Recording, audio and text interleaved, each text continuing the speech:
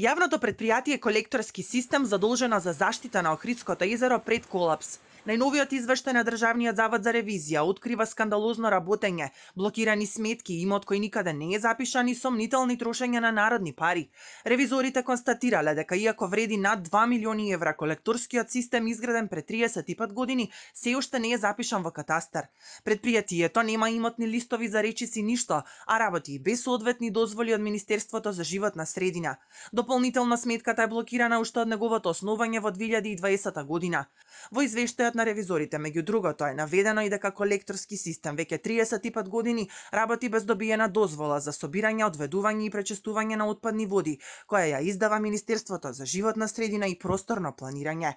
Податоците се поразителни. Се фактурираат само 33% од пречистената вода. Остатокот е загуба или нерегистриран проток, што укажува на сериозни дефекти на мрежата. Јавното предпријатие, основачот и општините во регионот преку акциони планови и инвестициони програми не придонеле доволно за одведување и прочистување на отпадните води и заштита на Охридското езеро. Ревизијата открива и дека за побарувањето од околу 5,9 милиони евра од водоводните предпријатија во Охрид и во Струга постои ризик да не бидат наплатени поради застареност и недостиг на правни механизми.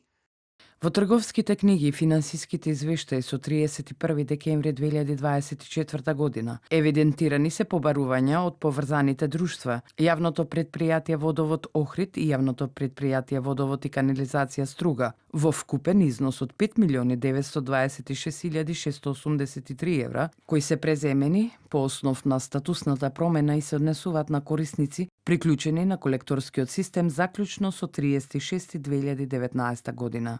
Државниот завод за ревизија укажува на неминовна потреба од изготвување план за финансиска стабилност кој ќе вклучи реална проценка на ликвидносните ризици, временска рамка за деблокирање на сметката и отплата на обврските.